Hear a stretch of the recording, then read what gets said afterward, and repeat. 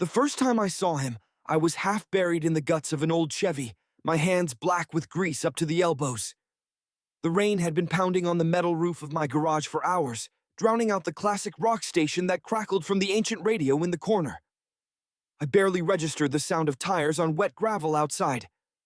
It wasn't unusual for people to pull into Callaway's auto repair during bad weather. They'd shelter for a few minutes, maybe ask for directions, then leave. No one ever stayed long in this tucked-away corner of Millfield. Not unless they had to. The door swung open with a familiar creak, and rain swept in like an uninvited guest. I didn't look up. Whoever it was would state their business or leave. I had cylinder heads to rebuild. Hello? The voice was soft, uncertain. Nothing like the gruff farmers or factory workers who usually walked through my door. Is anyone here? I slid out from under the Chevy, wiping my hands on a rag that was already too dirty to make any difference. That's when I saw him. He stood in the doorway, a silhouette against the gray afternoon. Rain dripped from his dark curls onto a face that looked impossibly young for someone standing alone in a strange garage. His clothes, a light blue button-down tucked into jeans that were now soaked through, clung to a frame that seemed too delicate for the weather he just battled through. Behind him, partially visible through the open door, was a vintage motorcycle, candy apple red with chrome fixtures that had clearly been lovingly maintained. Until now, apparently. You're open, right? He smiled nervously, running a hand through his wet hair. Water droplets scattered around him like falling stars. The sign says open, but I know it's late, and with the storm. I nodded once, standing up to my full height. I towered over most people, him included, and I watched his eyes widen slightly as he took me in. My size tended to make people nervous. That, or the perpetual scowl that had etched itself into my features over years of preferring engines to conversation. What's the problem? My voice was rough from disuse. Aside from ordering parts on the phone and the occasional grunt of acknowledgement to customers, I often went days without speaking. It's my bike, he said, gesturing outside. She won't start. I was on my way back to campus when she just died. I managed to coast down the hill to here. He glanced at me hopefully. Do you work on motorcycles?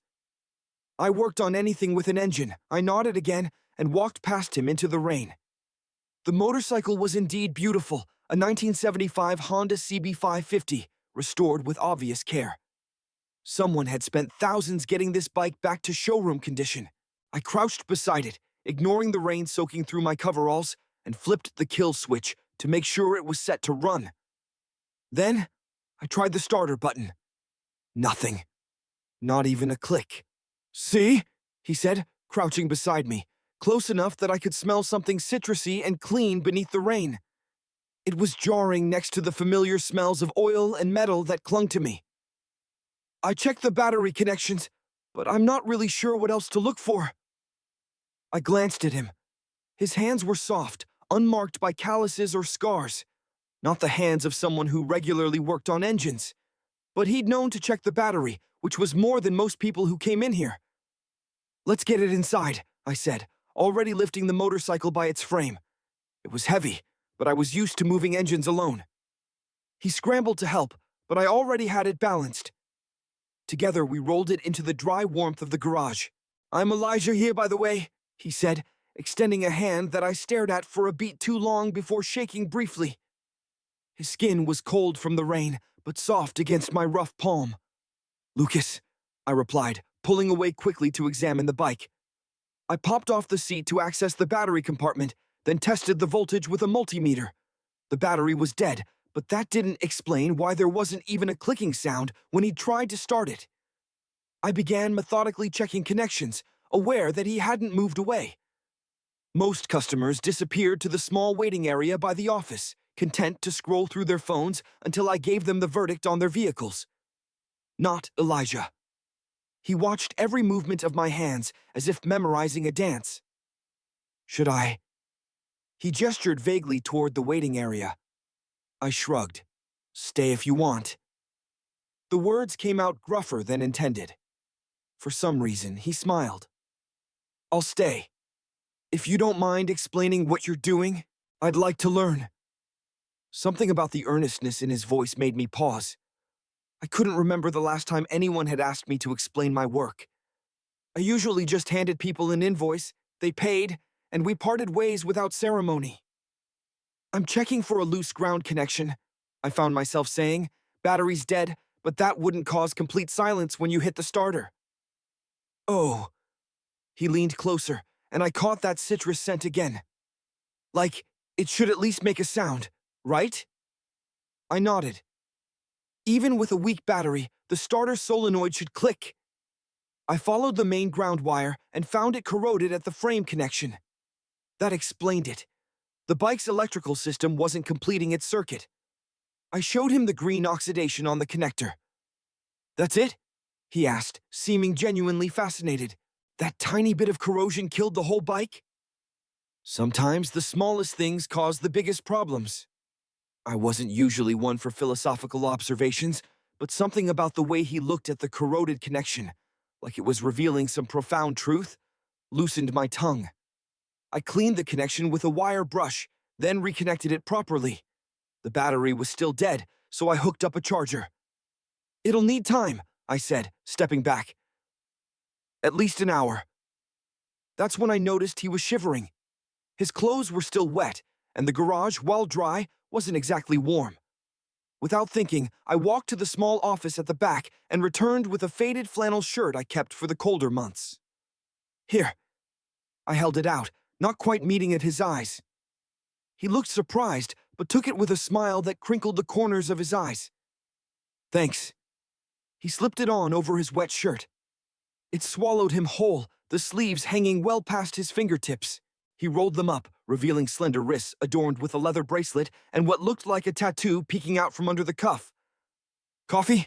I asked, surprising myself again. I rarely offered customers anything. That would be amazing, he said with such genuine gratitude you'd think I'd offered him gold instead of the cheap instant coffee I kept in the office. I busied myself with the ancient coffee maker while he explored the garage, walking slowly past shelves of parts and tools with curious eyes. I watched him from the corner of my eye as I poured the coffee into 2 tin mugs, one for customers, though it rarely saw use, and my own chipped one with the Pennzoil logo.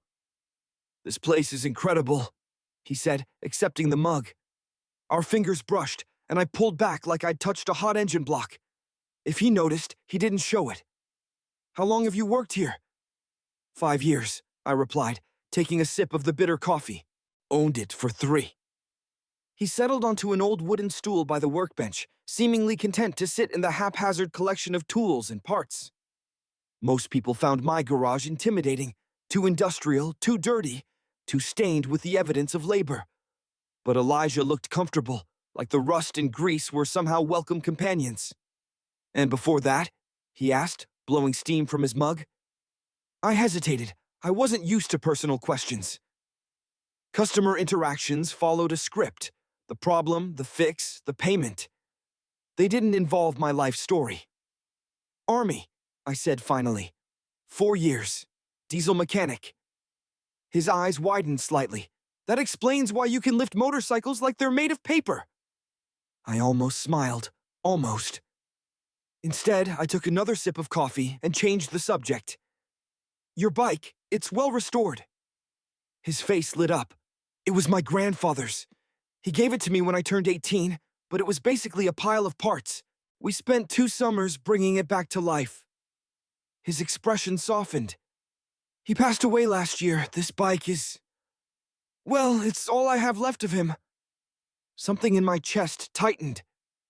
I understood attachment to machines in a way most people didn't. They weren't just metal and wires. They were stories, memories, connections to people and places. He taught you well, I said quietly. It's a beautiful restoration. Thank you. His smile was softer now, tinged with something sad and sweet. But I clearly didn't learn enough, or I wouldn't be stranded in your garage during a rainstorm. The corners of my mouth twitched. Even good bikes break down. We fell into silence then, but it wasn't uncomfortable. The rain drummed steadily on the roof, and the old heater in the corner hummed as it fought against the damp chill. Somewhere in the back of the garage, Water dripped rhythmically into a bucket, a leak I'd been meaning to fix for months. I finished my coffee and returned to the Chevy I'd been working on before he arrived. Most customers would have taken the hint and retreated to their phone, but Elijah moved his stool closer, watching as I reassembled the cylinder head. "Can I ask what you're fixing?" His voice was quiet, almost reverent in the space between raindrops. "Head gasket blew," I replied, reaching for a torque wrench. "Not worth the repair for most people, but the owner's attached to this car. First vehicle he bought with his own money." Elijah nodded like this made perfect sense to him.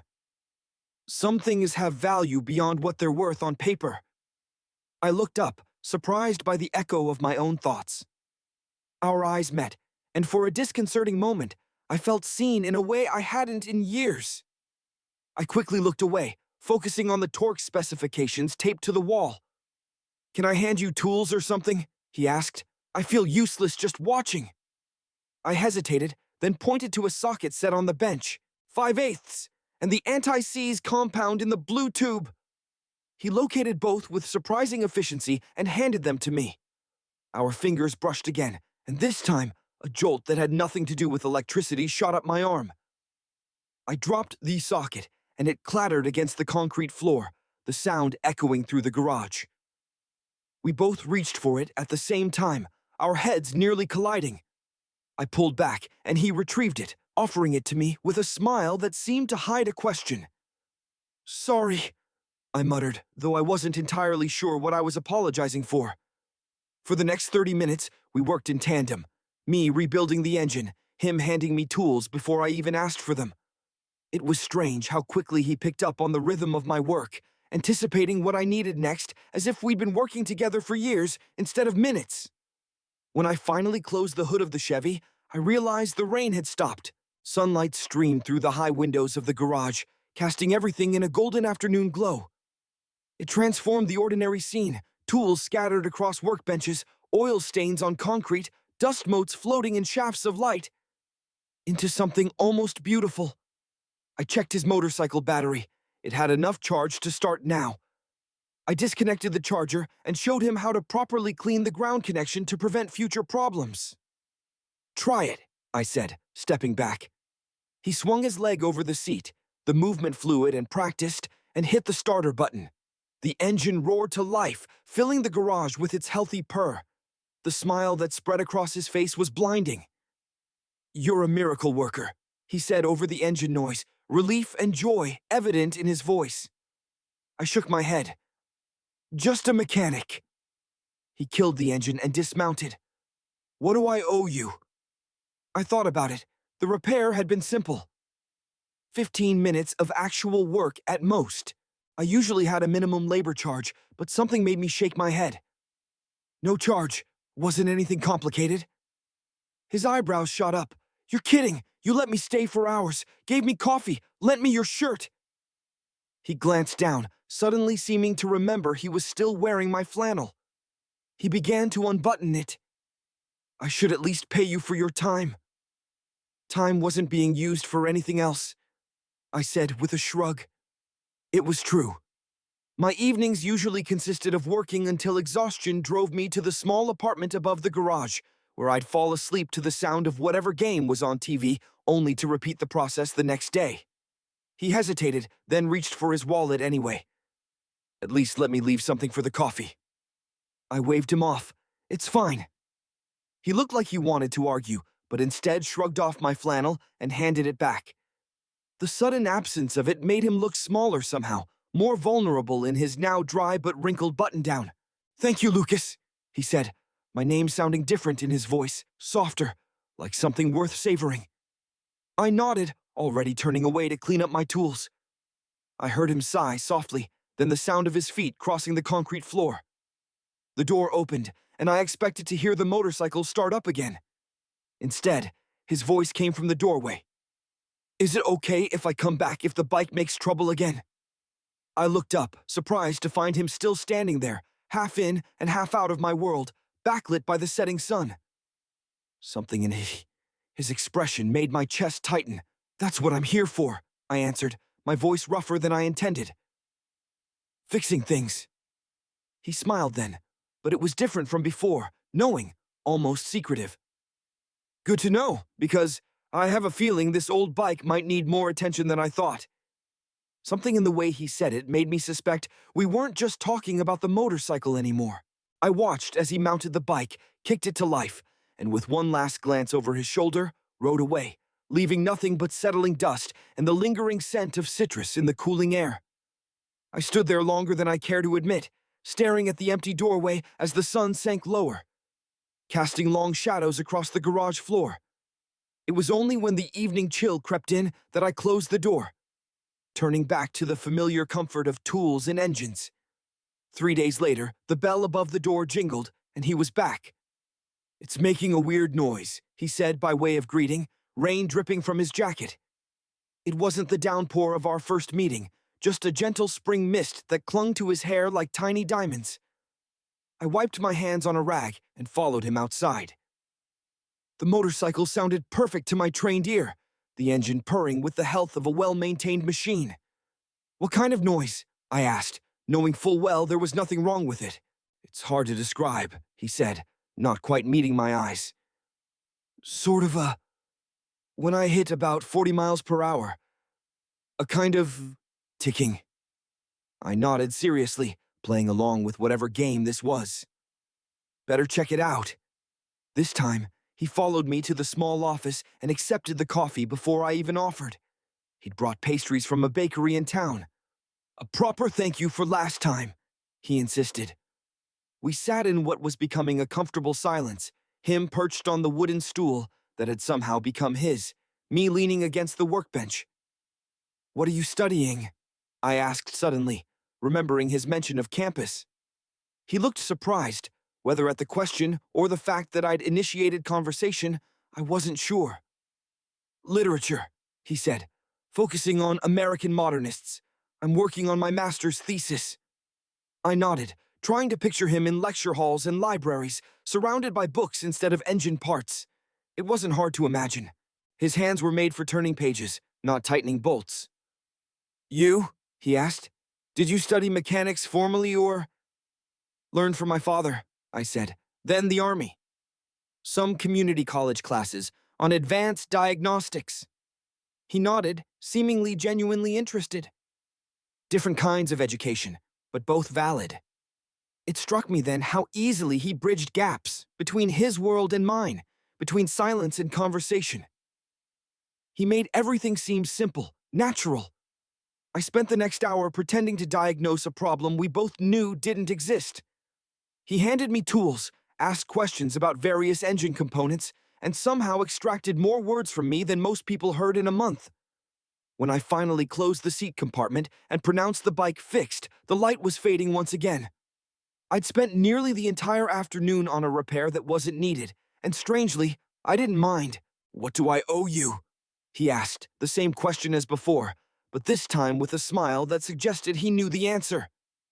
No charge, I said predictably. Wasn't anything complicated. He nodded, but instead of leaving, he leaned against his bike, looking at me with an intensity that made me want to check if I had grease on my face. You know, he said quietly, you're the first person who's ever really looked at me. The statement hung in the air between us, heavy with meaning I wasn't sure I was ready to decipher. I focused on wiping down a wrench that was already clean. I look at everyone who comes in here, I said finally. Part of the job. He shook his head. That's not what I mean, and I think you know it. I did know it. That was the problem. There was something happening here, something I'd spent years avoiding. Connection, complication, vulnerability. Engines made sense. People didn't, especially not people like Elijah, who seemed to see through the armor I'd built around myself with a single glance. He pushed off from the bike, taking a step toward me. I should go. It's getting late, and you probably want to close up. I nodded, not trusting myself to speak. He walked toward the door, and I found myself counting his steps, suddenly desperate to say something, anything, to make him stay longer. But the words stuck in my throat, trapped behind years of silence. At the doorway, he paused and turned back to me. The setting sun caught in his hair, turning the dark curls to burnished copper. His eyes, when they met mine, held a question I wasn't brave enough to answer. "If my bike breaks again," he said softly, "would you fix it? Even if it's just me who needs fixing?" My breath caught. The garage suddenly felt too small, too hot, too full of possibilities I'd long ago convinced myself I didn't deserve. I opened my mouth, but no sound came out. He waited, hope and uncertainty battling in his expression. And I stood frozen, grease-stained hands clenched at my sides, as the moment stretched between us like an unbreakable thread. I would have stayed, if you'd asked. 7 words that cut deeper than any knife. 7 words that pulled the ground from beneath my feet, leaving me suspended in a moment of terrible clarity. I read them again, fingers tracing over the ink as if I could somehow feel him through the paper. The garage around me, my sanctuary, my prison, suddenly felt hollow, its familiar contours alien and cold. Outside, the rain fell harder, drumming against the roof in a rhythm that matched the pounding in my chest. Without conscious thought, I found myself moving, the note still clutched in my hand. I crossed to the hook by the door where my keys hung, grabbed my worn leather jacket, and stepped out into the downpour. The cold rain shocked my system, soaking through my thin t-shirt in seconds. I didn't care. My truck started with a growl. Wipers fighting a losing battle against the deluge, I pulled onto the empty street. I had no idea where he was going. No plan beyond the desperate need to find him before it was too late. Logic told me he'd take the interstate west, but I had no way of knowing when he'd left, how far he'd gotten, or if he'd even gone that route. My phone buzzed in my pocket. At a red light, I fumbled it out with wet hands, hope flaring bright when I saw his name on the screen. Stopping at Riverside Motel for the night. Storm's too bad to ride in. Heading out at first light. The Riverside Motel. 15 minutes outside town, just off the highway. I knew it. A rundown place that catered mostly to truckers and people passing through. Relief flooded through me, followed immediately by doubt. What would I say to him? What could I possibly offer that would make up for my silence, my fear? The light turned green. I drove on autopilot, windshield wipers fighting the torrential rain, my mind racing faster than the truck ever could. By the time I pulled into the motel parking lot, I still had no answers, just a desperate determination not to let him leave without at least trying to explain. To make him understand that it wasn't him I'd been rejecting, but the possibility of hurting him, of failing him, of not being enough. His motorcycle stood under the covered walkway outside a room at the far end of the single-story building. Number 17. I parked beside it and sat for a long moment, engine idling, rain pounding on the roof. Through the sheets of water cascading down my windshield, I could see a light on in his room, the curtains drawn. He was there, just feet away. All I had to do was get out of the truck, walk to his door, knock. All I had to do was find words for everything I'd kept locked inside for so long. I killed the engine. The sudden silence was deafening, broken only by the relentless drumming of rain. With trembling fingers, I folded his note and tucked it carefully into my pocket. Then, I stepped out into the storm once more. The short walk to his door felt endless. Water streamed down my face, soaking my clothes, my hair, my skin. By the time I raised my hand to knock, I was drenched to the bone. Shivering not just from cold, but from the weight of what I was about to do. 3 sharp raps. My heart hammered against my ribs as I waited, counting seconds that stretched into eternities. The door opened. Elijah stood there, hair tousled, wearing sweatpants and the same navy sweater from that night in the garage. His eyes widened when he saw me, disbelief giving way to something I couldn't quite name. "Lucas?" My name on his lips was both question and statement. "You're soaked." I opened my mouth, but no sound came out. All the words I'd rehearsed in my head on the drive over evaporated like mist. Instead, I simply reached into my pocket and held out his note, now damp from the rain. He glanced down at it, then back up at me. "You drove all the way out here because of that?" I nodded, still unable to speak. Water dripped from my hair in onto the worn carpet of the motel room threshold. He sighed, a mixture of exasperation and something softer. "At least, come inside before you catch pneumonia." He stepped back, holding the door open. I entered hesitantly, acutely aware of the water I was tracking onto the carpet, of how out of place I felt in this anonymous room with its generic furnishings and faint smell of old cigarettes.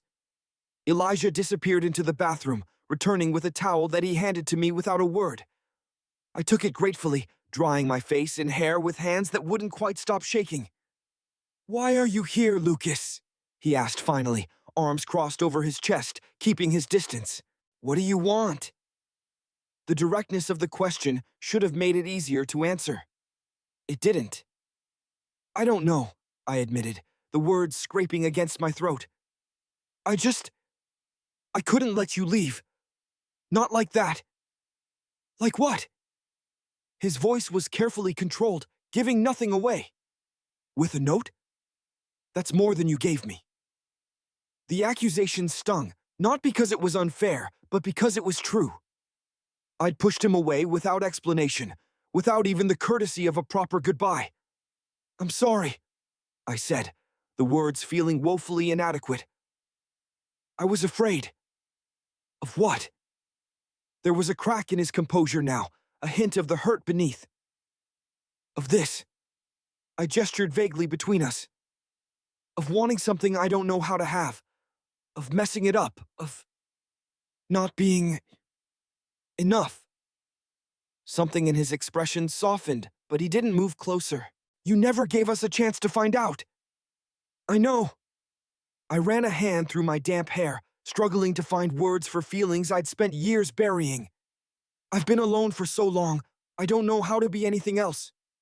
But then, you walked into my garage, and everything changed, and I didn't know what to do with that." He was silent for a long moment, studying me with those thoughtful eyes that always saw too much. "So, what changed? Why are you here now?" I pulled his note from my pocket, smoothing it carefully between my fingers. "You said you would have stayed if I'd asked." I looked up, meeting his gaze. "I'm asking." The words hung in the air between us, fragile as glass. Elijah's expression shifted through a series of emotions too quickly for me to track: surprise, uncertainty, hope. "You don't even know where I'm going," he said finally. "What I'm doing. What I want." "No," I agreed.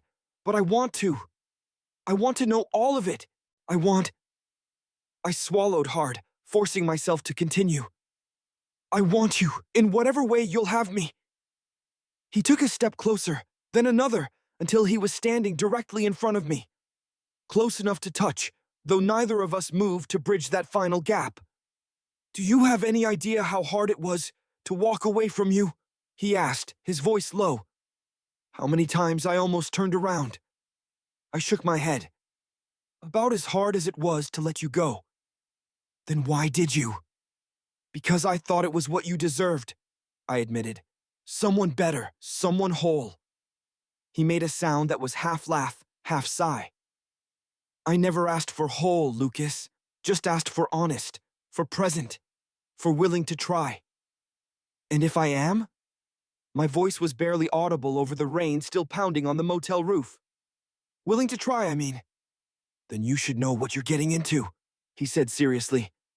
"I'm leaving for California, for at least 3 years, probably more. I'll be buried in research and teaching and writing a dissertation. It won't be easy, and it won't be simple, and there will be 3,000 miles between us most of the time." The reality of what he was saying hit me like a physical blow. I hadn't thought that far ahead, hadn't considered what it would mean if he actually stayed, or rather, if he didn't. 3,000 miles, I echoed, trying to wrap my mind around the distance. "Yeah." His eyes never left mine. "So if that's not something you're willing to consider, you should tell me now, before we—" He trailed off, leaving the rest unsaid. "Before we make this real, before we let ourselves hope, before we have something to lose."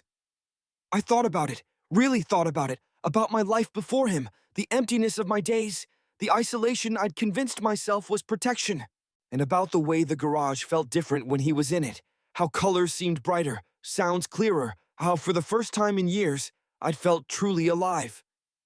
"I've been living half a life," I said slowly. the truth of it only now becoming clear to me. Working, sleeping, existing, but not really living.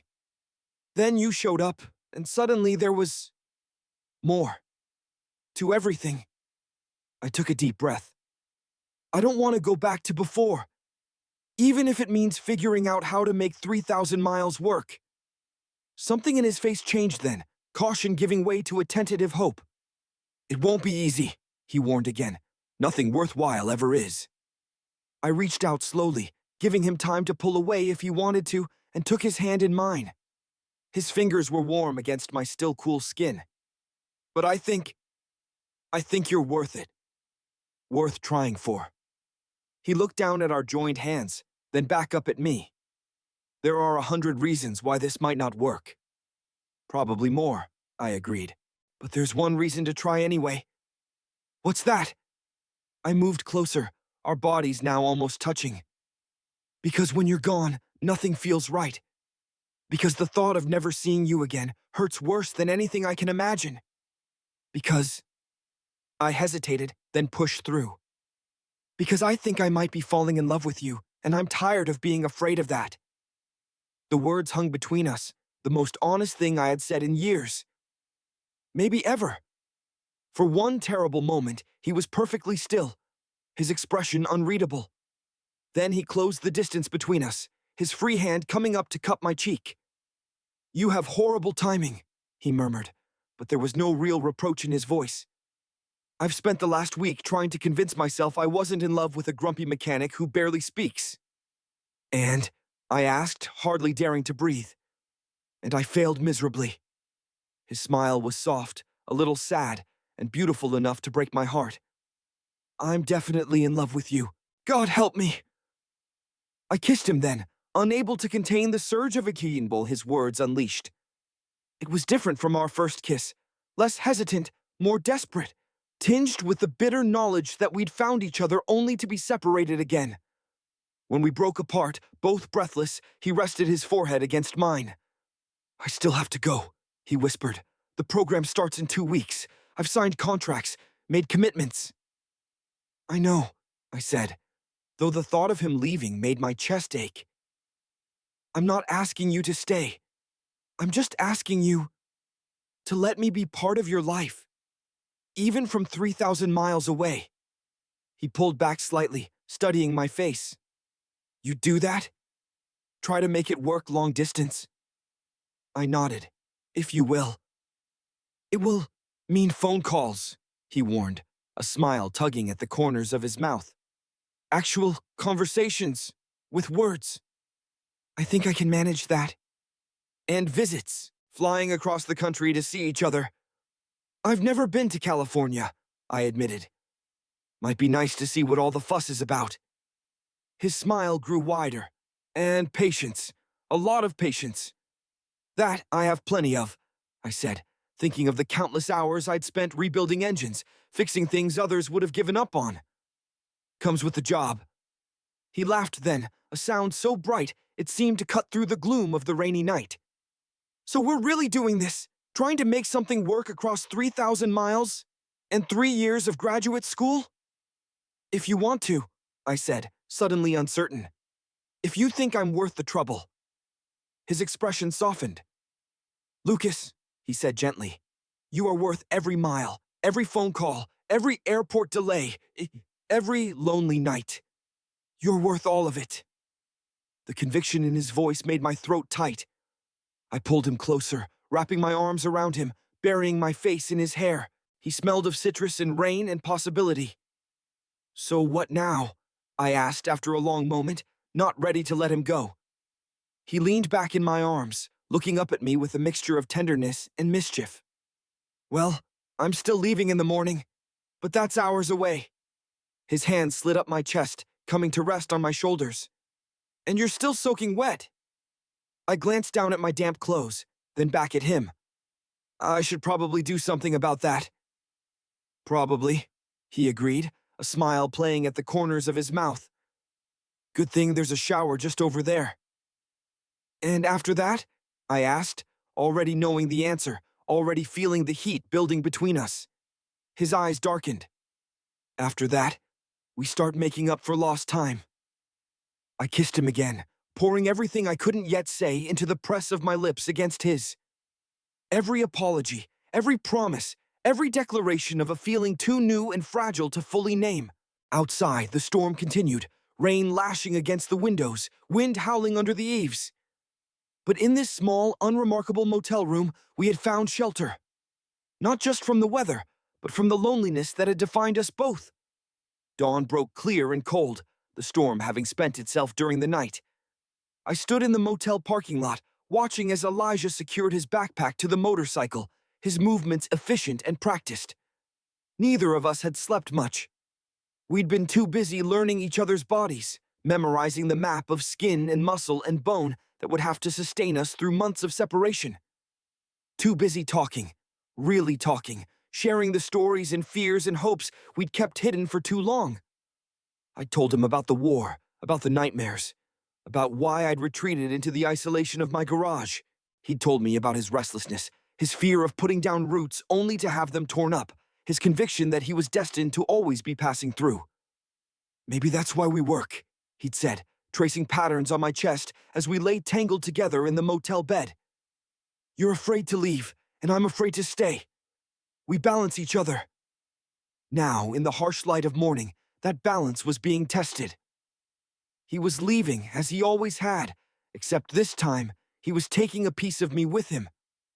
Call me when you stop tonight, I said, helping him adjust the straps on his bag. Let me know you're safe. He nodded, zipping up his leather jacket against the morning chill. And you'll come out in 2 weeks, once I'm settled? Already requested the time off, I confirmed. Mrs. Calloway from next door is going to watch the garage for the weekend.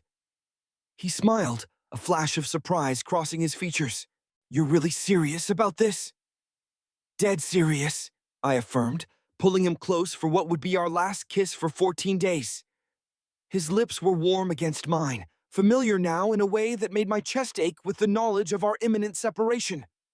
When we broke apart, he studied my face as if committing it to memory.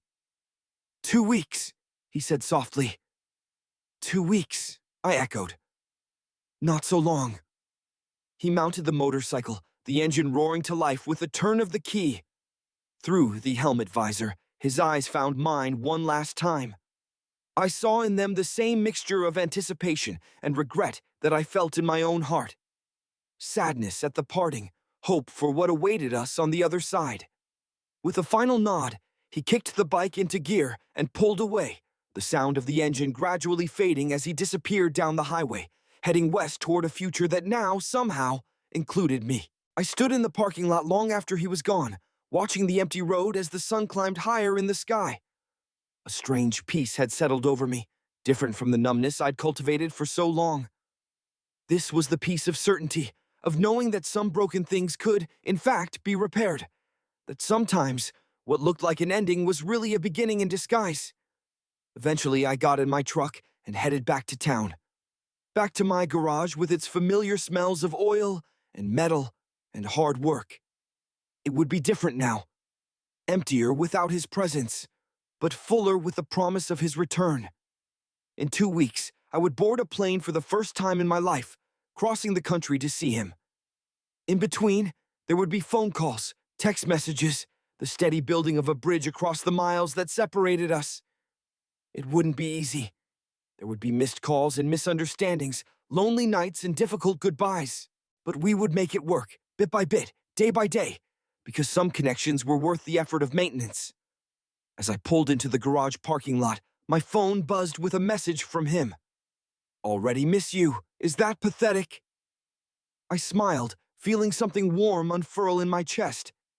If it is, we're both pathetic, I typed back. Drive safe. Call tonight. Will do. Hey, Lucas? Yeah? There was a pause, the 3 dots indicating he was typing, stopping, typing again. Finally, you fixed more than just my bike. I sat in my truck, staring at the message, feeling the truth of it resonating through me. Because he'd fixed something in me too, something I hadn't even realized was broken until he showed me how it felt when it worked again. With careful fingers, I typed my response. We fixed each other. Then I pocketed my phone and stepped out into the bright morning, ready to face a day that felt, for the first time in years, full of promise. The garage waited, with its broken engines and worn tools and familiar routines. But now it was more than just a place of work. It was the beginning of a story. Our story. A story about a boy with a broken motorcycle and a man with a broken heart, and how sometimes the things we think need fixing are actually just waiting for the right hands to hold them.